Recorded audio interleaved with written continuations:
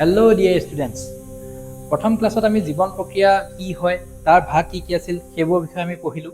ঠিক আছে, যেনে তোমাৰ নিউট্ৰিশ্যন কি হয়, পৰিপুষ্টি কি হয়, তাৰ ভাগ কি কি আছিল। তাৰপিছত শ্বসনৰ বিষয়ে আজি আমি পঢ়িম, ৰেচনৰ বিষয়ে পঢ়িম। ঠিক আছে, আৰু এক্সক্ৰিশ্যন বুলি যাক কোৱা হয় ইংলিছত। এতিয়া এই সকলোবোৰলৈ যোৱাৰ আগতে আমি যোৱাবাৰ কৈছিলোঁ যে কিছুমান কুৱেশ্যনো আমি ডিছকাছ কৰিম, আৰু সেই কুৱেশ্যন কেইটামান তোমালোকক দেখাওঁ যিবোৰ আগতে আহিছিল, আৰু তোমালোকে যিখিনি পঢ়িছিলোঁ যে আমাৰ কেনেধৰণে খাদ্য হজম হয়, কোনটো গ্ৰন্থিৰ পৰা কি ওলায়, সি কি কামত লাগে, সেইখিনি বস্তু আমি এনেধৰণে এখন টেবুল বনাই ল'ব পাৰোঁ। তোমালোকে এখন ইয়াৰ স্ক্ৰীনশ্বট লৈ ল'ব পাৰিবা, এটা টেবুল বনাই ল'ব। যেনে লালতী এমাইলেজ আমি ক'ৰ পৰা পাওঁ, ঠিক আছে, মুখ গহ্বৰৰ পৰা ওলায়, আৰু সি কি কৰে, শ্বেতক্ষাৰক গ্লুক'জলৈ পৰিৱৰ্তন কৰে, নহয়নে? গতিকে তেনেধৰণে যদি বস্তুখিনি চোৱা যে পেপচিন আমি ক'ত ৰিলিজ হয়, পাকস্থলী ৰিলিজ হয়, প্ৰটিনসমূহক পাচন ঘটায়। ট্ৰিপচিন অগ্নাশয়ৰ পৰা ট্ৰিপচিনো ৰিলিজ হয় আৰু লাইপেজো ৰিলিজ হয়। গতিকে এইখিনি বস্তুৱে কোনটোৱে কি কাম কৰে সেইখিনি আমি যোৱা ক্লাছত ভালদৰে পঢ়িছোৱে। খালি এখন ডিটেইল এনেধৰণে টেবুল বনাই দিছোঁ যাতে এইখিনি পঢ়িব আৰু মনত ৰাখিবৰ কাৰণে তোমালোকৰ সহজ হয়। ঠিক আছে, গতিকে এইখিনি মনত ৰাখিবা। যোৱাবাৰ যিটো কুৱেশ্যন আহিছিলে 2025 জেনেৰেল ছায়েন্সত, যে জৈৱ অনুঘটকনো কি, ঠিক আছে, জৈৱ অনুঘটক কি, আৰু মানুহৰ লালতী গ্ৰন্থিয়ে নিঃসৰণ কৰা লালতীত কি উৎসেচক থাকে।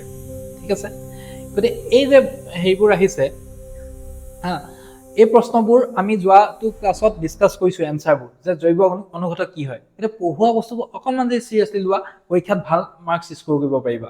গতিকে এইখিনি কথা তোমালোকে ধ্যান ৰাখিবা। ঠিক আছে, এতিয়া চোৱা যে মানুহৰ পাচনতন্ত্ৰৰ এটা চিত্ৰ অংকন কৰিব আৰু তাৰ অংশসমূহ চিহ্নিত কৰিব যোৱাবাৰ পৰীক্ষাত আহিছিল। যেনে পিত্তৰস জমা হৈ থকা অংশটো কি, ঠিক আছে, ক'ত জমা হৈ থাকে, পিত্তথলীত, গ'ল্ড ব্লেডাৰত। ঠিক আছে, নেক্সট কুৱেশ্যন, উৎসেচক আৰু হৰমন দুয়োবিধ নিৰীক্ষণ কৰা গ্ৰন্থিটো কি, এইটো কৈছিলোঁ অগ্নাশয়।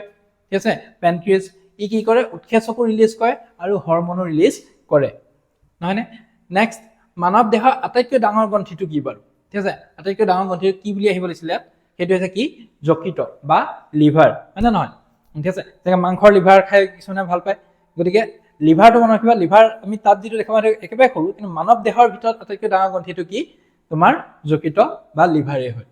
ঠিক আছে, নেক্সট আহিলে তোমাৰ শ্বেতক্ষাৰৰ পাচন আৰম্ভ হোৱা অংশটো কি, ঠিক আছে, আৰম্ভ ক'ৰ পৰা হয় বুলি ক'লে আমি যেতিয়া চাইছিলোঁ মুখ গহ্বৰৰ পৰাই আৰম্ভ হয়, তাতেই লেলাৱতী লাগি তাৰ পৰাই কি হয়, তোমাৰ যিটো পাচন আৰম্ভ হয় সেইটো মুখ গহ্বৰৰ পৰাই হোৱা আৰম্ভ হৈ যায়। তাৰপিছত ধৰি লয় খাদ্যনলীয়েদি আহিল, গৈ পাকস্থলী পালে, তাৰপিছত ক্ষুদ্ৰান্তত পালে, তাৰপিছত একেবাৰে শেষত বৃহদান্তৰ থ্ৰু দি তোমাৰ বস্তুটো ৰেচন প্ৰক্ৰিয়ালৈ গুচি যায়, হয়নে?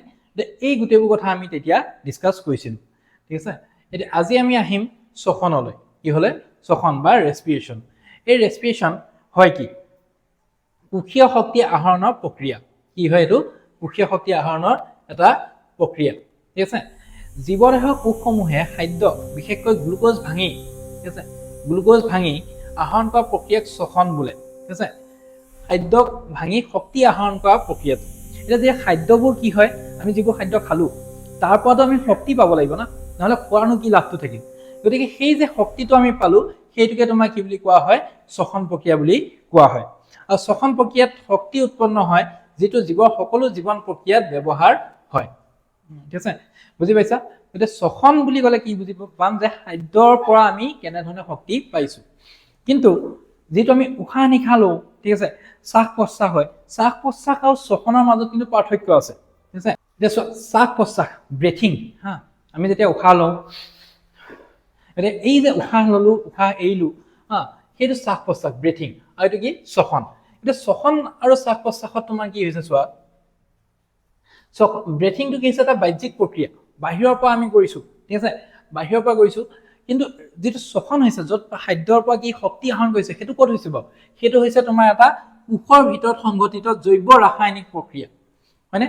উশাহ নিশাহটো আমি বাহিৰৰ পৰা লৈছোঁ, লাঞ্জলৈকে সীমিত হৈ গৈছে, কিন্তু যিটো আমাৰ শ্বসন প্ৰক্ৰিয়া সেইটো খাদ্যৰ পৰা যে শক্তি আহৰণ কৰিছোঁ, সেই শক্তিটো আহৰণ প্ৰত্যেকটো কোষত হয়। ঠিক আছে, ভৰিৰ পৰা মূৰলৈকে।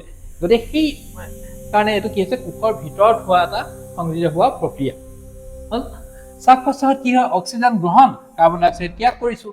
ঠিক আছে, কিন্তু ৰেস্পিৰেশ্যনত কি হ'ব তোমাৰ শ্বসনত গ্লুক'জ জাৰিত হয় ঠিক আছে এটিপি শক্তি উৎপন্ন হয় ঠিক আছে এইটো আমি ইকুৱেশ্যনতো পাম অলপ পিছত আৰু শ্বাস প্ৰশ্বাস ব্ৰেথিংটো ক'ত হৈছে হাওঁফাওঁত হৈছে লাঞ্জত হৈছে আৰু শ্বসনটো ক'ত হৈছে কোষৰ মাইট্ৰকণ্ড্ৰিয়াত সংঘটিত হয় প্ৰতিটো কোষৰ ঠিক আছে প্ৰতিটো কোষৰ ক'ত সংঘটিত হৈছে মাইট্ৰকণ্ড্ৰিয়াত সংঘটিত হৈছে মাইট্ৰকণ্ড্ৰিয়াৰ বিষয়ে কৈছিলোঁ power house of the cell আৰু সেইকাৰণে ইয়াক পাৱাৰ হাউচ বুলি কোৱা হয় কিহৰ কাৰণে কোৱা হয় কিন্তু ইয়াত শক্তি উৎপন্ন হয় ঠিক আছে ইয়াত কি হয় শক্তি উৎপন্ন হয় কিন্তু শ্বাস প্ৰশ্বাসত আমাৰ কোনো শক্তি উৎপন্ন নহয় ঠিক আছে গতিকে শ্বাস প্ৰশ্বাস আৰু শ্বসনৰ মাজৰ পাৰ্থক্যখিনি মনত ৰাখিবা এইটো কেৱল গেছৰ আদান প্ৰদানৰ প্ৰক্ৰিয়া আৰু এইটো কি হৈছে তোমাৰ খাদ্যৰ পৰা শক্তি উৎপন্ন কৰাৰ প্ৰক্ৰিয়া ঠিক আছে গতিকে ইমানখিনি যদি তোমাক মনত ৰাখা এইটো হয়তো 2 নম্বৰ বা 3 নম্বৰৰ কাৰণে এনেকুৱা কুৱেশ্যন আহিব পাৰে দেই গতিকে এইখিনি মনত ৰাখিবা শ্বসনৰ দুটা ভাগ আছে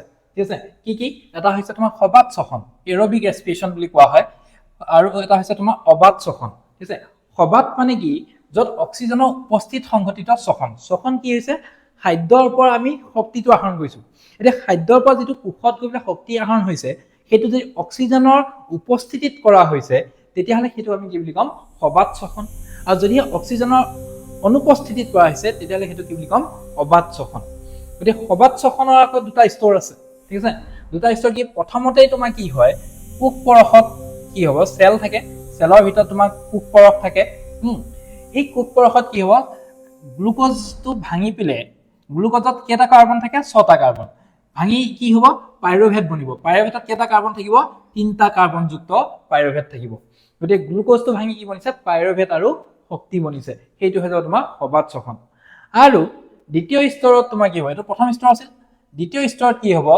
মাইট্ৰকণ্ড্ৰিয়াত অক্সিজেনৰ উপস্থিতিত পাইৰুভেট ভাঙি যায় ঠিক আছে আৰু পাইৰুভেট যেতিয়া ভাঙিব কিহৰ উপস্থিতিত অক্সিজেনৰ উপস্থিতিত পাইৰুভেট প্লাছ অক্সিজেন তাৰ পৰা কি বনিব কাৰ্বন ডাই অক্সাইড ৱাটাৰ আৰু তোমাৰ আৰু অধিক শক্তি বনিব গতিকে সেইটো হৈ গৈছে তোমাৰ সবাত শ্বসন ইয়াৰ বৈশিষ্ট্য কি ইয়াক অক্সিজেনৰ প্ৰয়োজন হয় দেখিছা অক্সিজেন লাগিব ক'ত সংঘটিত হ'ব মাইট্ৰকণ্ড্ৰিয়াত আমি লিখিছোঁ ইয়াত মাইট্ৰকণ্ড্ৰিয়াত সংঘটিত হ'ব কি উৎপন্ন হ'ব কাৰ্বন ডাই অক্সাইড আৰু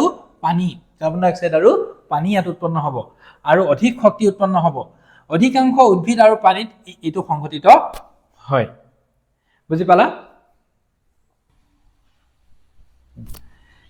এতিয়া আমি আহিছোঁ অবাত শ্বসনলৈ ইয়াত কি হৈছে চোৱা অক্সিজেনৰ অনুপস্থিতিত হৈছে ঠিক আছে যেনেকৈ তোমাৰ ইষ্টত হয় ঠিক আছে ইষ্টত অবাত শ্বসন হয় ইষ্টত কি হৈছে তোমাৰ ইষ্ট ইউজ কৰিলে তাত আমি কি হয় ফাৰ্মেণ্টেশ্যন কৰা হয় ফাৰ্মেণ্টেশ্যন কি বস্তু কিণবন কি বস্তু এটা ৰাসায়নিক প্ৰক্ৰিয়া য'ত অণুজীৱ যেনে বেক্টেৰিয়া ইষ্ট আদিৰ সহায়ত কোনো জৈৱিক পদাৰ্থক তোমাৰ অন্য পদাৰ্থলৈ ৰূপান্তৰিত কৰা হয় জৈৱিক পদাৰ্থ বুলি ক'লে আমি কি বুজি পাম কাৰ্বহাইড্ৰেট শৰ্কৰা হয়নে কাৰ্বহাইড্ৰেট শৰ্কৰা তাক অন্য পদাৰ্থ কেনেকুৱা এলকহল এচিড বা গেছলৈ ৰূপান্তৰিত কৰা হয় আৰু ইয়াত কোনো অক্সিজেনৰ প্ৰয়োজন নহয় সেইকাৰণে ইয়াক কি বুলি কোৱা হৈছে অবাত শ্বসন বুলি কোৱা হৈছে গতিকে ফাৰ্মেণ্টেশ্যন কি কিণবন কাক কি হয় সেইটো পৰীক্ষা কৰিব পাৰে গতিকে এনেধৰণে তোমাকে ডেফিনেশ্যনটো লিখি দিব পাৰা ঠিক আছে আৰু সমীকৰণটো কি হয় চোৱা পাইৰুভেট যেতিয়া ভাঙি যাব তেতিয়া ইথাইল এলকহল প্ৰডিউচ হ'ব যেনেকৈ ইথানল ঠিক আছে আৰু ইথানল প্লাছ কাৰ্বন ডাই অক্সাইড প্লাছ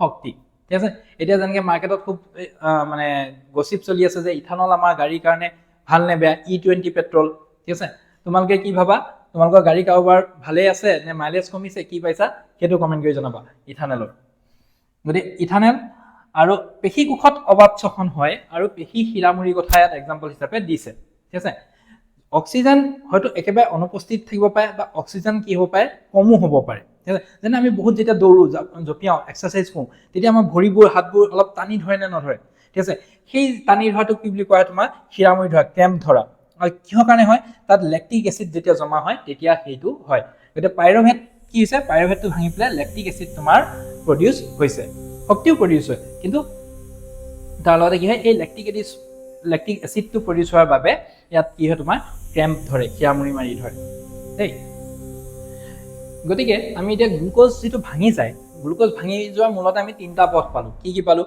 ঠিক আছে গ্লুক'জটো প্ৰথম ভাঙি পেলাই পাইৰুভেটৰ সৃষ্টি হ'ল ঠিক আছে গ্লুক'জত 6টা কাৰ্বন থাকে পাইৰুভেটত কেইটা থাকে 3টা এতিয়া তাত কি হ'ব তোমাৰ এটা অক্সিজেন থাকিলে আমি কি পাম ঠিক আছে এটা অক্সিজেন কম হ'লে আমাৰ কেনেকুৱা হ'ব আৰু এটা অক্সিজেন অবিহনে কি হ'ব এই 3টা বস্তুৰ বিষয়ে আমি মূলতে পঢ়িম ঠিক আছে তাৰ কাৰণে আমাৰ ঠাইত আৰু এখন চাৰ্ট আছে আমি সেইখন চাই আছো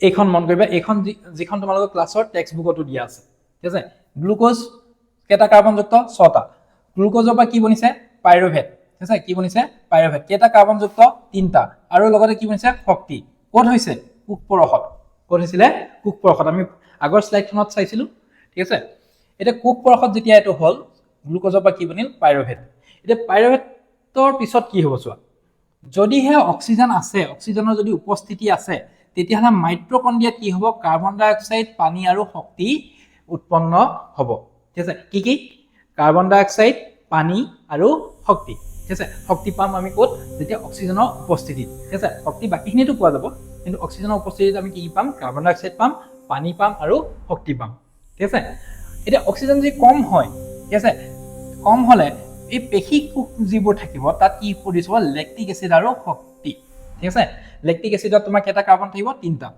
গতে এই লেক্টিক এসিড যেতিয়া প্ৰডিউস হয় তেতিয়া তোমাৰ কি হয় শিৰামুৰি মাৰি ধৰে ক্ৰেম ধৰে যেতিয়া খুব এক্সাৰসাইজ কৰা যায় দৌৰা যায় হাত ভৰিবোৰ যে টানি ধৰে সেইটো তেতিয়া কি হয় অক্সিজেন যেতিয়া আমাৰ শৰীৰত কমি যায় ঠিক আছে আৰু তোমাৰ কি হয় অক্সিজেনৰ যদি একেবাৰে উপস্থিতি নাই অনুপস্থিত অক্সিজেনৰ অনুপস্থিতিত ক'ত হয় যেনে ইষ্টত ঠিক আছে এটা যেনেকে কিছুমান বস্তু বনাওতে তোমাৰ ইষ্ট ইউজ কৰে ঠিক আছে গতিকে সেইবোৰ ক্ষেত্ৰত কি হয় তোমাৰ অক্সিজেনৰ প্ৰয়োজন নাথাকে এলকহল বনাওতে কেক বনাওতে কিছুমানে ইউজ কৰে বা তোমাৰ এটো দোসা ইডলি দোসা আদি বনাওতে ইউজ কৰে গতিকে সেইবোৰত তোমাৰ কি হয় ইথানল প্ৰডিউস হয় 2 কাৰ্বনযুক্ত কাৰ্বন ডাই অক্সাইড প্ৰডিউস আৰু শক্তি প্ৰডিউস হয় ঠিক আছে ইয়াৰ কোৱেশ্চন কেনে ধৰণে আহিব পাৰে তোমাক দি দিলে যে পাইৰুভেটৰ পৰা কাৰ্বন ডাই অক্সাইড পানী আৰু শক্তি প্ৰডিউস হৈছে ঠিক আছে এইটো ক'ত হৈছে লিখা এতিয়া ক'ত লিখিব লাগিব মাইট্ৰকন্ড্ৰিয়াত ঠিক আছে বা পাইৰুভেট ভাঙি পিলে তোমাৰ পেশী কোষত যেতিয়া পাইৰুভেট ভাঙিব তেতিয়া কি প্ৰডিউস হ'ব পাৰে লিখা তেতিয়া কি লিখিব লাগিব লেক্টিক এসিড বা শক্তি প্ৰডিউস হ'ব পাৰে এইবোৰ এমসিকিউ দি দিব পাৰে তোমাৰ 1 মাৰ্কছৰ কোৱেশ্চনত গতিকে গ্লুকোজ ভাঙনৰ আমাৰ 3টা মূল পথ আমি পালো সো এইটো এটা কোৱেশ্চন আমাৰ তে দিয়া আছে পাইৰুভেটৰ অণু ভাঙি কাৰ্বন ডাই অক্সাইড পানী আৰু শক্তি উৎপন্ন হোৱা বিক্ৰিয়াটো সম্পাদিত হয় ক'ত সম্পাদিত হয় বাৰু এই মাত্ৰ আমি পাইছিলো মানে পাইৰুভেটৰ অণু ভাঙি কাৰ্বন ডাই অক্সাইড হৈছে পানী হৈছে আৰু শক্তি এটো ক'ত হয় তোমাৰ মাইট্ৰকন্ড্ৰিয়াত হয় মানে নহয় বাৰু গতিকে মাইট্ৰকন্ড্ৰিয়াত যেতিয়া হয় কিন্তু এটো অক্সিজেনৰ প্ৰেজেন্সত হয় অক্সিজেনৰ প্ৰেজেন্সতহে তোমাৰ কাৰ্বন ডাই অক্সাইড জেনেৰেট হয় গতিকে এনেকুৱা কোৱেশ্চন কিছুমান আহিব পাৰে শক্তিসমূহ আমি কিহৰ ফৰ্মত ৰাখা যায় এটিপি এটিপি হৈছে কোষৰ শক্তিৰ মুদ্ৰা এনাৰ্জি কাৰেন্সি বুলি কোৱা হয় ঠিক আছে যেতিয়া এডিনোসাইন ডাইফসফেট থাকে তাৰ লগত যেতিয়া ফসফেট আয়ন যোগ হয় ঠিক আছে আৰু লগত শক্তি পোৱা যায় তেতিয়া আমাৰ কি ফৰ্ম হয় এটিপি আৰু এই এটিপি যেতিয়া ভাঙি যায় তেতিয়া আকৌ এডিপি ফৰ্ম কৰে কিন্তু এডিপি লগত ফসফেট যোগ হৈ এটিপি হয় আৰু এটিপি যেতিয়া ভাঙি যায় তেতিয়া আকৌ এডিপি হয় কিন্তু সেই প্ৰসেসটো কি হয় তোমাৰ শক্তি উৎপন্ন হয় যেটো আমাৰ শৰীৰৰ কাৰণে প্ৰয়োজনীয় গতিকে 1 মল এটিপি যদি ভাঙি যায় তেতিয়া 30.5 কিলোজুল পাৰ মোল শক্তি উৎপন্ন হয় গতিকে মনত ৰাখিবা এনাৰ্জি কাৰেন্সি বা শক্তি মুদ্ৰা বুলি ক'লে কাক কোৱা হয় এটিপি কোৱা হয় যেনে আমি কোন 10 টকা দে দোকানত যাম অমুকটো কিনিম তেনেকে আমাৰ শৰীৰত যদি এনাৰ্জি লেভেল 10 এটিপি দে তেতিয়া ইমানখিনি শক্তি পাম তেতিয়া ইমানখিনি আমি কাম কৰিব পাৰিম বুজি পালানে গতিকে এইটো হৈছে কোষৰ শক্তি মুদ্ৰা এটিপি এডিনোসাইন ট্ৰাইফসফেট এই স্পেলিংটো ভালদৰে চাই লবা এটো তোমালোকৰ পৰীক্ষাত আহিব পাৰে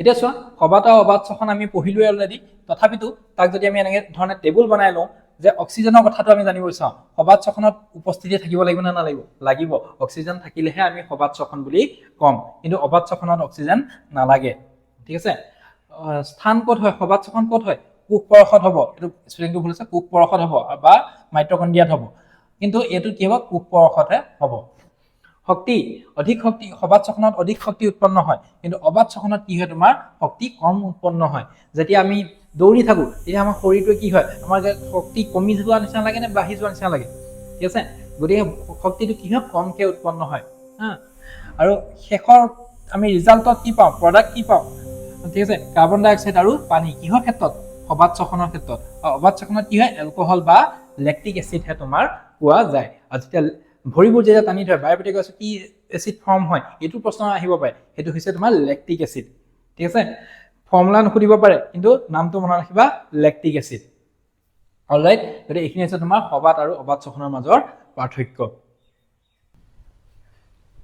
আচ্ছা এতিয়া আমি আহিছো উদ্ভিদত শ্বসনলৈ ঠিক আছে গেছৰ আদান প্ৰদাননো কেনেধৰণে হয় উদ্ভিদে কি কৰে পত্ৰৰন্ধ্ৰৰ সহায়ত গেছৰ আদান প্ৰদান কৰে আৰু অক্সিজেনটো তেনেধৰণে কলৈ যায় কোষলৈ যায় আৰু কাৰ্বন ডাই অক্সাইড বাহিৰলৈ আহে ঠিক আছে আৰু দিনৰ ভাগত কি হয় শ্বসনত উৎপন্ন হোৱা কাৰ্বন ডাই অক্সাইড সালোক সংশ্লেষণত ব্যৱহৃত হয় ফলত কাৰ্বন ডাই অক্সাইড বিশেষ বাহিৰলৈ নাযায় অক্সিজেন অধিক নিৰ্গত হয় আৰু ৰাতিৰ ভাগত সালোক সংশ্লেষণ নাথাকে গতিকে কাৰ্বন ডাই অক্সাইড অধিক নিৰ্গত হয় যোৱাবাৰ ক্লাছত মই সুধিছিলো যে ৰাতি আমি গছৰ তলত কিয় বহিব নালাগে বুলি কোৱা হয় কিয় হয় কিন্তু দিনৰ ভাগত কি হয় যেটো তোমাৰ কাৰ্বন ডাই অক্সাইড প্ৰয়োজন হৈছে কিহৰ কাৰণত সালোক সংশ্লেষণত আমি এটা এক্সপেৰিমেন্টটো চাইছিলো যে কাৰ্বন ডাই অক্সাইড লাগে নে নালাগে সালোক সংশ্লেষণৰ বাবে গতিকে লাগে গতিকে দিনত কি হয় সূৰ্যৰ পোহৰ থাকে গতিকে কি হৈছে তোমাৰ ফটোসিনথেসিস হৈ আছে সালোক সংশ্লেষণ হৈ আছে গতিকে কাৰ্বন ডাই অক্সাইড যিখিনি আছে সেইখিনি বাহিৰলৈ যাব পৰা নাই সেইখিনি তাতেই কামত লাগি আছে মানে কিন্তু ৰাতি কি হ'ব ৰাতিটো সূৰ্যৰ পোহৰ নাই গতিকে সালোক সংশ্লেষণ হ'ব জানো নহয়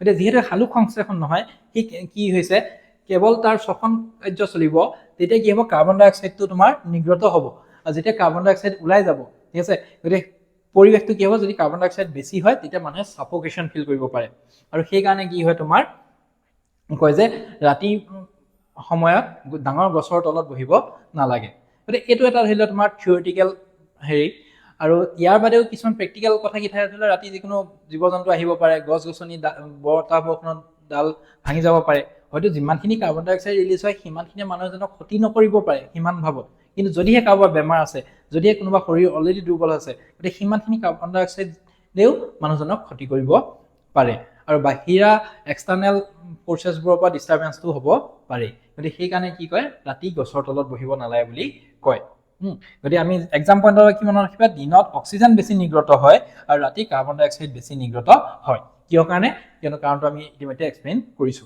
নিশ্চয় বুজি পাইছা ইয়েছ অৰ নো যদি বুজি পাইছা কমেন্ট কৰি জনাবা বুজি পাইছো উদ্ভিদৰ শ্বসনটো আমি গম পালো এতিয়া আহিছো আমি জীৱ-জন্তুৰ শ্বসন কেনে ধৰণে হয় এটা জলচৰ প্ৰাণী যেনে তোমাৰ জলচৰ প্ৰাণী কি আছে মাছ ঠিক আছে মাছৰ এইবোৰ দেখিছে নে এইবোৰ গিল বা ফুল বুলি কোৱা হয় কি বুলি কোৱা হয় ফুল ঠিক আছে সিহঁতে কি কৰে এই ফুলৰ সহায়ত গিলছৰ সহায়ত সিহঁতে কি হয় শ্বসন কাৰ্যটো কৰে পানী সোমাই যায় যেতিয়া পানী সোমাই যায় ইয়াৰ পৰা পানীৰ পৰা কি কয় অক্সিজেনটো সিহঁতে এই ইয়াত কিছুমান ৰক্তনলী আছে সেইবোৰে কি কয় অক্সিজেনটো শোষণ কৰি লয় আৰু বাকি পানীখিনি এৰি দিয়ে গিলৰ সহায়ত ঠিক আছে ফুলৰ সহায়ত গতিকে সেই কাৰণে তোমাৰ কি হয় সিহঁতে এনে ধৰণে খৰকে সিহঁতে উশাহ ল'বলগীয়া হয় কিয়নো পানীৰ মাজৰ পৰাহে সিহঁতে বায়ুটো উলিয়াই লয় অক্সিজেনটো উলিয়াই লয় গতিকে সেইকাৰণে সিহঁতে কি কয় খৰকে অতি বেগেৰে সিহঁতে কি কয় উশাহ লয় খৰকৈ উশাহ লয় আৰু অক্সিজেনৰ পৰিমাণটো বায়ুত বেছি থাকিব নে পানীৰ ভিতৰত বেছি থাকিব গতিকে বায়ুত বেছি থাকে পানীৰ ভিতৰত কম থাকে সেইকাৰণে সিহঁতে খৰকে উশাহ লয় বুজি পালানে গতিকে মাছে ফুলৰ সহায়ত শ্বসন কাৰ্য কৰে ঠিক আছে এতিয়া আমি পঢ়িম মানুহৰ শ্বসনতন্ত্ৰ আৰু গেছৰ আদান প্ৰদানৰ বিষয়ে কেনে ধৰণেনো হয় ঠিক আছে স্থলচৰ প্ৰাণীৰ শ্বসন এতিয়া আমিওতো মানুহতো স্থলচৰ প্ৰাণীতে পঢ়ো নহয় জানো এতিয়া স্থলচৰ প্ৰাণীৰ ক্ষেত্ৰত কি হয় তোমাৰ বায়ুমণ্ডলৰ অক্সিজেন পোনপটীয়াকৈ আমি গ্ৰহণ কৰিব পাৰো নহয় জানো তেনেকৈতো আমি লৈ জীয়াই আছো চলি আছো ঠিক শ্বসন পৃষ্ঠ সুষম হয় সুকোমল হয় আৰু আৰ্দ্ৰ হয় ঠিক আছে আৰু শ্বসনাংগসমূহ সাধাৰণতে দেহৰ ভিতৰত অৱস্থিত যিবোৰ অংগৰ সহায়ত আমি শ্বসন কাৰ্য আমি মানে পুৰা কৰো সেইবোৰ কি হয় তোমাৰ খুব ডেলিকেট হয় খুব কোমল হয় ঠিক আছে আৰু সেই বস্তুবোৰ তোমাৰ দেহৰ ভিতৰত অৱস্থিত হয় ঠিক আছে এতিয়া মানুহৰ শ্বাসতন্ত্ৰ বুলি যদি ক'ব যাওঁ মানুহৰ যিটো শ্বসন প্ৰক্ৰিয়া সেইটো কেনেধৰণে হ'ব চোৱা নাসাৰন্ধ ফেৰিংছ লেৰিংছ শ্বাসনলী ব্ৰংকাই ব্ৰংকিউল বায়ুকোষ এইখিনি বস্তু ইয়াত ইনভলভ থাকে ঠিক আছে আৰু এইটো হৈছে আমাৰ হাওঁফাওঁ তাত দি আছে কেনেধৰণে বস্তুখিনি হয় মন কৰিবে এই টাৰ্মকেইটা যে দি আছে নাসাৰন্ধ ঠিক আছে নাকৰ পৰা যিটো আমাৰ আৰম্ভণি হয় গতিকে এই নাকৰ পৰা বস্তুটো আৰম্ভণি হয় তোমাৰ ক'ত গ'ল ফেৰিংছলৈ আহিলে এই ফেৰিংছ আৰু লেৰিংছ দেখিছানে ফেৰিংছ আৰু লেৰিংছলৈ আহিল আৰু তাৰ পৰা তোমাৰ এনেধৰণে নামি আহিলে এইডাল কি নলী তোমাৰ শ্বাসনলী আৰু নামি আহি শ্বাসনলীৰ পৰা দুটা ভাগ হৈছে দেখিছানে এনেধৰণে দুটা ভাগ হৈ গৈছে এই যে দুটা ভাগ হৈছে সেইটো কোৱা হয় তোমাৰ ব্ৰংকাই ঠিক আছে এইটো কি বুলি কোৱা হয় ব্ৰংকাই আৰু ব্ৰংকাইৰ পৰা যেতিয়া এই ভাগ হৈ আৰু ভাগ হৈ গৈছে সেইটোক তোমাক কোৱা হয় ব্ৰংকিউল কি বুলি কোৱা হয় ব্ৰংকিউলছ আৰু তাৰ পৰা গৈ পেলাই যে এই মোনা সদৃশ আছে এনেধৰণে আহিছে আহি পেলাই যে এনেধৰণে বেলুনৰ টাইপত বনিছে সৰু সৰুকে গতিকে সেইবোৰক কোৱা হয় তোমাৰ এলভিঅলি বায়ুকোষ গতিকে এই গোটেইখিনি বস্তুৰ প্ৰচেছটো আমি ধুনীয়াকৈ বুজিবলৈ চেষ্টা কৰিম ঠিক আছে কিন্তু আৰম্ভণি কৰিব কৰিম আমি নাসাৰন্ধৰ পৰা এতিয়া নাসাৰন্ধত থকা নোমে কি কয় ধূলি মাকতি চাগে আমাৰ চবৰে নাকৰ ভিতৰত কিছুমান নোম থাকে কেতিয়াবা ভাবো কিয়নো আছে ঠিক আছে কিন্তু এই নাকৰ নোমবোৰে কি কয় তোমাৰ ধূলি বালিবোৰ আহোঁতে বাধা দিয়ে আৰু শ্লেষ্মা মিউকাছ ই বায়ু পৰিশোধনত সহায় কৰে গতিকে ইয়াৰ সহায়ত আমি কি হয় যিবোৰ ভিতৰত মিউকাছ বুলি থাকে শ্লেষ্মা বুলি থাকে এনে আমি ক'লে খেঙুন বুলি হয় ঠিক আছে গতিকে সেই বস্তুবোৰো একচুৱেলি প্ৰয়োজনীয় আমাৰ শৰীৰত কিহৰ কাৰণে কিন্তু এই ধূলি মাকতিবোৰ আমাৰ নাকতে ৰখাই দিয়ে গতিকে চেকি দিয়ে যেনেকৈ ফিল্টাৰ পেপাৰ থাকে বা ফিল্টাৰত আমাৰ কি হয় কেণ্ডেলডালে পানীৰ পৰা লেতেৰাবোৰ ধৰি ৰাখে নে নাৰাখে তেনেকৈ ইয়াত আৰম্ভণিতে কোনে ধৰি ৰাখে এই নাকৰ নোমবোৰে আৰু খেঙুনে বা শ্লেষ্মাই গতিকে সেইটো আৰু সেইবোৰকে আমি তেতিয়া উলিয়াই পেলাই আকৌ পেলাই দিব পাৰোঁ নহয় জানো চাফা কৰি থাকিবলগীয়া হয় গতিকে এইটো হৈছে তোমাৰ আৰম্ভণি ষ্টেপ নেক্সট আহি গ'ল ফেৰিংছ এতিয়া ফেৰিংছ আমি ক'ত পালোহি যেতিয়া নাকৰ পৰা সোমাই আহিলে এই পৰ্চনটো দেখিছেনে এই পৰ্চনটো হৈ গ'ল তোমাৰ ফেৰিংছ আৰু তাৰ পিছৰ পৰ্চনটো হৈছে লেৰিংছ ঠিক আছে হয় কেঁচুৱা মুখ গহ্বৰ আৰু নাক গহ্বৰ ক্ৰমে গ্ৰাহনলী আৰু শ্বাসনলীৰ সৈতে সংযোগ কৰে গতিকে এই ফেৰিংছটোৱে কি কৰে এইডাল আমাৰ শ্বাসনলী আছে আৰু গ্ৰাহনলী যিটো আমি কৈছিলোঁ যিটো আমাৰ খাদ্য যায় গতিকে সেইটো তোমাৰ কি কয় সংযোগ কৰিছে খাদ্য আৰু দুইটা বায়ু দুইটাৰ বাবে এটাই পথ ইয়াৰ দিয়ে খাদ্য যায় ইয়াৰ দিয়ে তোমাৰ কি যায় বায়ু তোমাৰ গৈ থাকে আৰু খাদ্য বস্তু গিলাৰ সময়ত সঠিকভাৱে অন্ননলীত প্ৰেৰণ কৰাত সহায় কৰে যাতে গিলোতে খাদ্যটো খাদ্যনলীত যায় আৰু তোমাৰ যিটো অন্ননলী আছে তাত মানে খাদ্যখিনি যাব আৰু শ্বাসনলী দি তোমাৰ কি যাব বতাহ বা বায়ু যাব ঠিক আছে আৰু লেৰিংছ যিটো আছে তাৰ তলতে যিটো লেৰিংছ আছে এইটো আমাৰ স্বৰ যন্ত্ৰ এতিয়া যে মই কথা কৈ থাকিব পাৰিছোঁ বা আমি যে কথা কওঁ এইটো কিহৰ সহায়ত আমি পাৰোঁ লেৰিংছৰ সহায়ত আমি পাৰোঁ ঠিক আছে আৰু শ্বাসনলী প্ৰৱেশৰ দ্বাৰা সুৰক্ষিত ৰাখে যাতে কোনো অপ্ৰয়োজনীয় বস্তু ইয়াত সোমাব নোৱাৰে মানে কি কেনেধৰণে ৰাখে ইয়াত এটা বস্তু এপিগ্লটিছ ঠিক আছে গতিকে শ্বাসনলী বন্ধ কৰি খাদ্য সোমোৱা ৰোধ কৰে ঠিক আছে ই কি কৰে খাদ্যটো যাতে শ্বাসনলীত সোমাই যাব নোৱাৰে সেইটো কাৰণে ই বাধা দি ৰাখে এপিগ্লটিছ কি আছে এডাল মানে ঢাকনিৰ নিচিনা হয় ঠিক আছে গতিকে ই যেতিয়া খাদ্য আমাৰ সোমাই যাব খাদ্যটো যাতে শ্বাসনলীত সোমাই নাযায় তাৰ কাৰণে ই কি কৰে ঢাকি দিয়ে আৰু তেতিয়া খাদ্যখিনি তোমাৰ গ্ৰাহনলীৰ যিটো আমাৰ অন্ননলী আছিলে তাৰ দিয়ে গুচি যাব ঠিক আছে গতিকে আমি ফেৰিংছ আৰু লেৰিংছৰ বিষয়ে আমি চালোঁ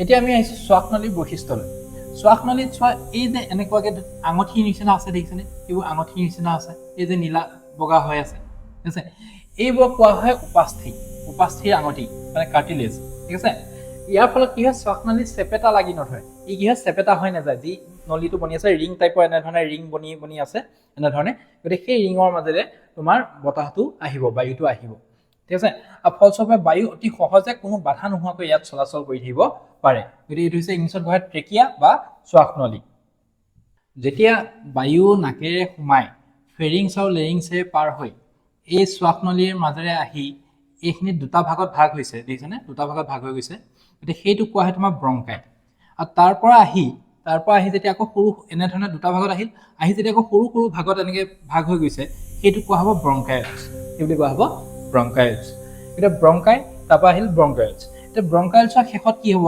তোমাৰ এনেকুৱাকৈ মোনা সদৃশ থাকিব বেলুন সদৃশ এইবোৰ দেখিছেনে এইবোৰ বেলুন সদৃশ গতিকে এনেকুৱা যে আছে সেইবোৰক তোমাৰ কি বুলি কোৱা হয় বায়ুমোনা বা বায়ুকোষ বুলিও কোৱা হয় ঠিক আছে এতিয়া হাওঁফাওৰ ভিতৰত শ্বাসনলীডাল ক্ৰমান্বয়ে বিভক্ত হৈ শেষত অত্যন্ত ক্ষুদ্ৰ বেলুনৰ দৰে গঠন সৃষ্টি কৰে আৰু ইয়াকে কি বুলি কোৱা হয় বায়ুকোষ বুলি কোৱা হয় ঠিক আছে এতিয়া এই বায়ুকোষৰ চাৰিওফালে এই বায়ুকোষবোৰ যে আছে তাৰ চাৰিওফালে অত্যন্ত ঘন তোমাৰ ৰক্ত কোশিকা কিছুমান থাকে ব্লাড কেপিলাৰিজ বুলি কোৱা হয় আৰু ইয়াৰ জালিকা থাকে কিহৰ কাৰণে থাকে কিন্তু সেই ৰক্তৰ মাজেৰে কি হ'ব ব্লাডৰ মাজেৰে তোমাৰ তেজে কি লৈ যাব অক্সিজেনটো এইবোৰৰ পৰা লৈ গৈ শৰীৰৰ প্ৰত্যেকটো কোষত জমা দিব বা দিবগৈ আৰু তাৰ পৰা কি কয় কাৰ্বন ডাই অক্সাইড টানি আনি আকৌ ইয়াত থ'বহি বুজি পাইছা সেইখিনি বিষয়ে আমি পঢ়িম আৰু এই বায়ুকোষৰ যিবোৰ বেৰ থাকিব বা আৱৰণ থাকিব অতি পাতল হ'ব কিহৰ কাৰণে পাতল হ'ব তেতিয়াহে গেছৰ আদান প্ৰদানৰ কাৰণে সহজ হ'ব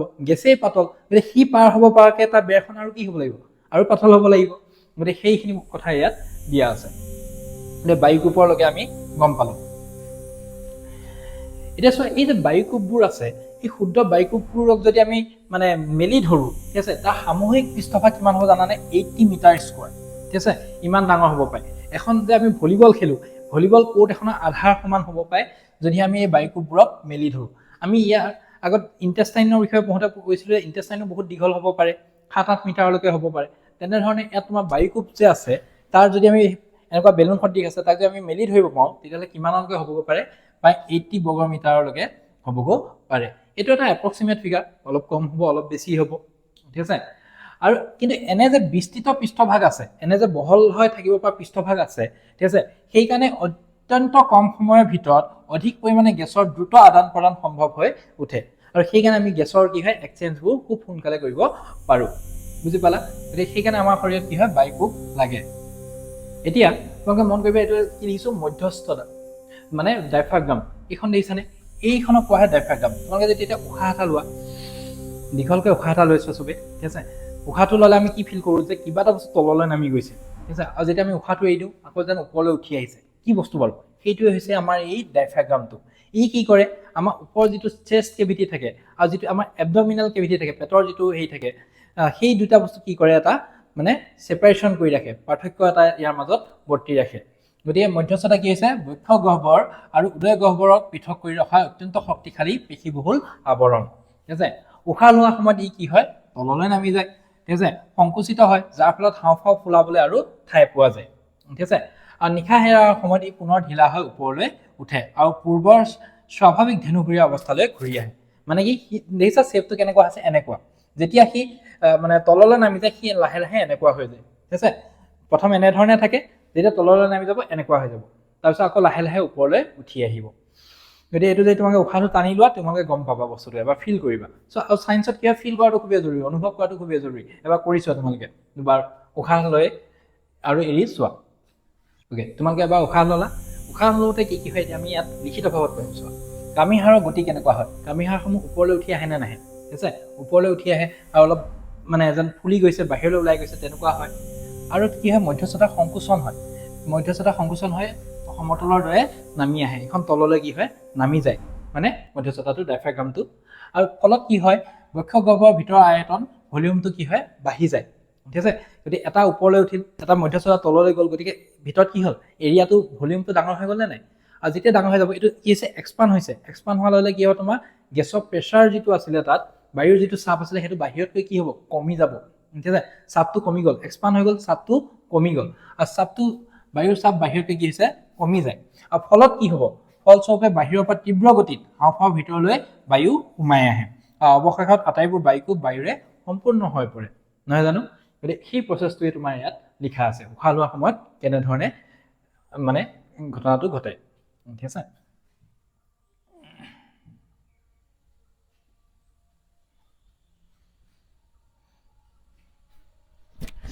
এতিয়া নিশাহৰ সময়ত কি হয়, নিশাহৰ সময়ত মধ্যস্থতা শিথিলতা হয়, মধ্যস্থতা ঢিলা হৈ পুনৰ ওপৰলৈ উঠি আহে আৰু সেই ধেনুভৰীয়া শ্বেপটো লৈ লয়, এনেকৈ তলত পৰি আছিলে এতিয়া সি উঠি আহি পেলাই এনেকৈ শ্বেপটো ল'লে, ঠিক আছে। আৰু কামিহাৰ সময়ত তললৈ গতি কৰে আৰু ভিতৰৰ ফালে সোমাই আহে, তললৈ আহি গ'ল, ঠিক আছে।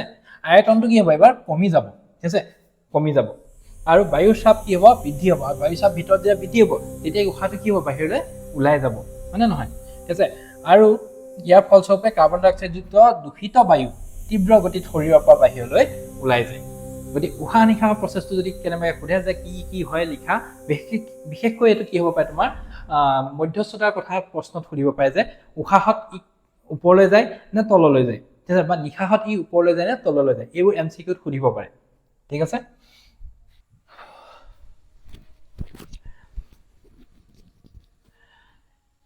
এতিয়া আহিছোঁ গেছৰ আদান প্ৰদান কেনেধৰণে হয়।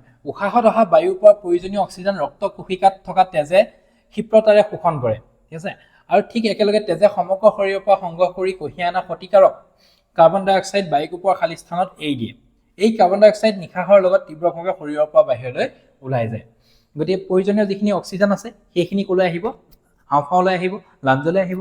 যদি হাওঁফাওলৈ আহি গ'ল তাত থকা ৰক্ত কোশিকাবোৰে কি কৰিব এইটো শোষণ কৰি ল'ব, অক্সিজেনটো শোষণ কৰি ল'ব, লৈ পেলাই শৰীৰৰ বেলেগ অংগলৈ লৈ যাব।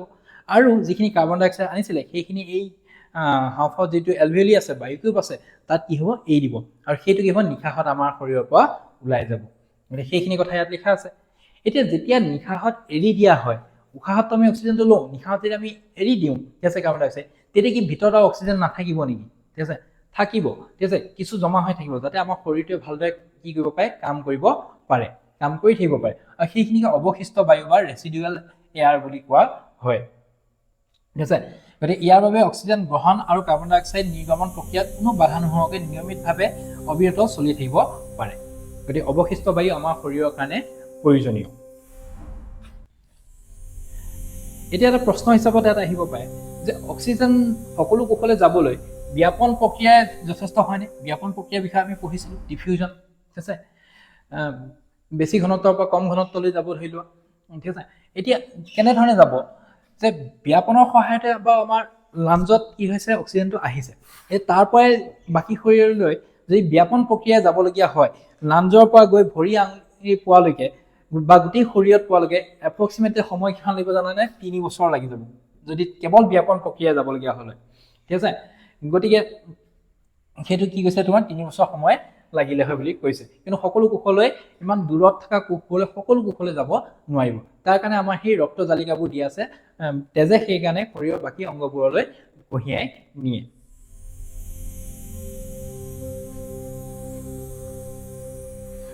এতিয়া এই যে ক'লো তেজে কঢ়িয়াই নিব, তেজে কেনেধৰণে কঢ়িয়াই নিব চোৱা। ঠিক আছে, লোহিত ৰক্ত কণিকাত থকা লোহাযুক্ত বিশেষ ৰঞ্জক পদাৰ্থক হিমগ্লবিন বোলা হয়। আমাৰ তেজৰ ভিতৰত কেইটামান বস্তু থাকে, কি কি?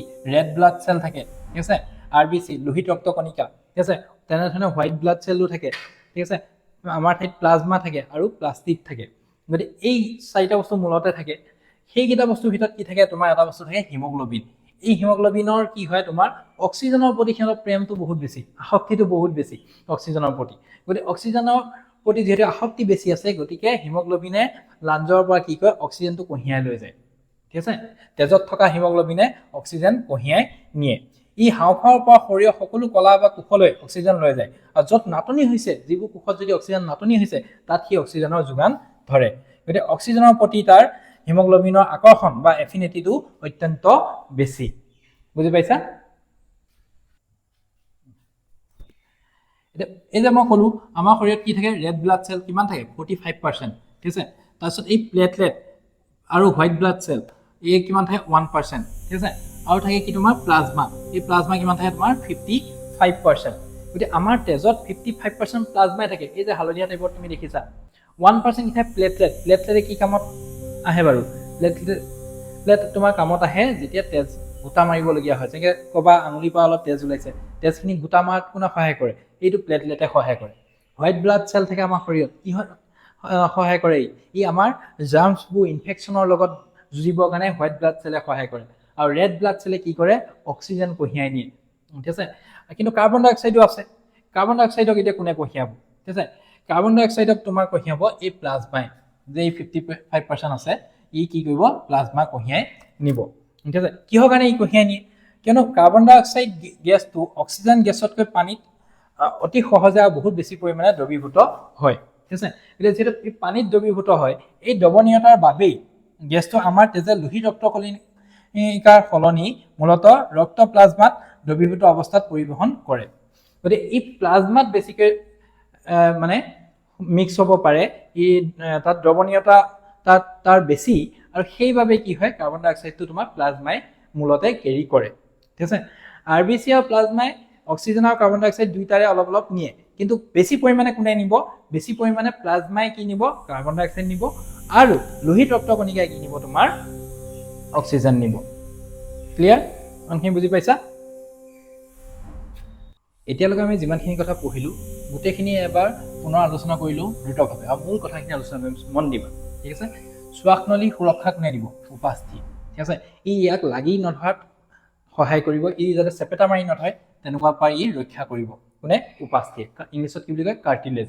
ঠিক আছে, নিৰাপত্তা ঢাকনি এপিগ্লটিছ। ঠিক আছে, শ্বাসনলীত যাতে কোনো খাদ্য বস্তু সোমাই নাযায়, খাদ্য বস্তুখিনি যাতে তোমাৰ খাদ্য নলীয়েদিয়ে গুচি যায়, তাৰ বাবে সেই গ্যাৰাণ্টিটো কোনে ল'ব? এপিগ্লটিছে ল'ব। এতিয়া এলভিঅলিত তোমাৰ কি আছে? গেছৰ এক্সচেঞ্জ হৈছে, নহয় জানো? সেইখিনি কথা আমি ভালদৰে বুজি পালোঁ, পাইছা নাই? আৰু এই গেছৰ যিখিনি এক্সচেঞ্জ হ'ল, তাৰপিছত তাৰ পৰা অক্সিজেনটো কোনে কঢ়িয়াই লৈ যাব? সেইটো নিব হিমগ্লবিনে। আৰু প্লাজমাই কি কঢ়িয়াই নিব? কাৰ্বন ডাই অক্সাইডে মূলতে। ঠিক আছে, আৰু যিখিনি অৱশিষ্ট বায়ু থাকে, যি আমাৰ বাকী কামবোৰ হৈ থকাত সহায় কৰে, সেইখিনি কি বুলি কোৱা হয়? তোমাৰ অৱশিষ্ট বায়ু বা ৰেচিডুৱেল এয়াৰ, যিয়ে ধাৰাবাহিকভাৱে গেছ বিনিময় হোৱাত নিশ্চিত কৰে। গতিকে এইখিনি হৈছিল আমাৰ মূল কাহিনী। ঠিক আছে, এতিয়া আমি আহিম তাৰ ইয়াৰে কিছু প্ৰশ্ন উত্তৰলৈ। এতিয়া আমি আহিছোঁ চেপ্টাৰটোৰ কেইটামান কুইজলৈ। তোমালোকে প্ৰথমতে এনচাৰকেইটা দিব চেষ্টা কৰিবা, তাৰপিছত আমি আহিম আকৌ এনচাৰটোলৈ। প্ৰশ্নটো কি? শ্বাসনলী চেপেটা হৈ নপৰাৰ কাৰণ কি? বিকল্প কি কি থাকিব পাৰে চোৱা। মাংসপেশী নে উপাস্থিৰ আঙুঠি? কোনটো শুদ্ধ হ'ব বাৰু, এ নে বি? কমেণ্ট কৰিবা। ঠিক আছে, শুদ্ধ উত্তৰটো হৈছে বি, উপাস্থিৰ আঙুঠি। ঠিক আছে, 2 নম্বৰ প্ৰশ্নটো কি? গিলাৰ সময়ত শ্বাসনলীৰ মুখ কোনে বন্ধ কৰে? ঠিক আছে, বিকল্পসমূহ কি কি? ইছ'ফেগাছ নে এপিগ্লটিছ? ঠিক আছে, এতিয়ালৈকে আমি 4-5 বাৰ এই নামটো পঢ়িলোঁ। কি হয় উত্তৰটো? Epiglottis. Correct answer epiglottis. Third কুৱেশ্যনটো, বায়ুকোগ্ৰ মুঠ পৃষ্ঠভাগ প্ৰায় কিমান হ'ব পাৰে? ঠিক আছে, মই কৈছিলোঁ ভলীবলৰ কোৰ্ট এখনৰ আধা হ'ব পাৰে। গতিকে ভলীবলৰ কোৰ্টখন কিমান ডাঙৰ? কোনোবা যদি ভলীবল খেলা ক'ব পাৰিবা। অপশ্যনবোৰ কি আছে? 50 মিটাৰ স্কোৱাৰ নে 80 মিটাৰ স্কোৱাৰ? টাৰ্মটো দেখোঁতে হয়তো গম পাইছা, ইট ইজ 80 মিটাৰ স্কোৱাৰ। ঠিক আছে, 4 নম্বৰ পইণ্টটো কি? উশাহ লোৱাৰ সময়ত মধ্যস্থতাৰ গতি কেনে হয়? ঠিক আছে, ওপৰলৈ যাব নে তললৈ যাব? ঠিক আছে, ওপৰলৈ উঠে নে তললৈ নামে? গতিকে শুদ্ধ উত্তৰটো কি আছে? তললৈ নামে। যেতিয়া আমি উশাহটো লওঁ তেতিয়া কি হয়? তললৈ নামে। ঠিক আছে, কাৰ্বন ডাই অক্সাইড মূলতে কেনেকৈ পৰিবহন কৰে? আমাৰ 5 নম্বৰ প্ৰশ্ন। ঠিক আছে, কিহৰ সহায়ত মানে সি পৰিবহন হয়? হিমোগ্ল'বিন নে প্লাজমাত দ্ৰৱীভূত হৈ পেলাই ট্ৰান্সপৰ্টেশ্যনটো হয়, পৰিবহনটো হয়? গতিকে শুদ্ধ উত্তৰটো কি হৈছে তোমাৰ? প্লাজমাত দ্ৰৱীভূত হৈ পেলাই হয়, যিটো আমাৰ য়েল্ল' টাইপৰ লিকুইড আছিলে। ঠিক আছে, য'ত 55% আমাৰ ব্লাডত কি থাকে? প্লাজমা থাকে। গতিকে সেইখিনি আমি এইকেইটা কুইজৰ সহায়ত আমি গম পালোঁ। এনেধৰণে MCQ প্ৰত্যেকটো চেপ্টাৰৰ প্ৰত্যেকটো টপিকৰ পৰা তোমালোকে প্ৰেক্টিছ কৰি যদি গৈ থাকা, পৰীক্ষাত যিখিনি MCQ আহিব সেইখিনি ধুনীয়াকৈ কৰিব পাৰিবা, নহয় জানো? গতিকে এইখিনি ক্লাছ আমি ইয়াতে শেষ কৰিছোঁ। নেক্সট আমি যেতিয়া পৰিবহনৰ বিষয়ে আমি পঢ়িম, ঠিক আছে, তাত তেজে কি ধৰণে লাঞ্জৰ পৰা আকৌ হাওঁফাওৰ পৰা মানে অক্সিজেন তোমাৰ হাৰ্টলৈ লৈ গৈছে, হাৰ্টে কি ধৰণে গোটেই শৰীৰত পাম্প কৰিছে, সেই সকলোবোৰৰ বিষয়ে আমি বিতংভাৱে আলোচনা কৰিম। ঠিক আছে, যদি কিবা ডাউট আছে কমেণ্টত জনাবা, পঢ়ি বা বুজি পাইছা নে সেইখিনি তোমালোকে কমেণ্টত লিখি জনাবা। ঠিক আছে, আজিৰ ক্লাছটো ইয়াতে শেষ কৰিছোঁ। জয় আই অসম, জয় হিন্দ।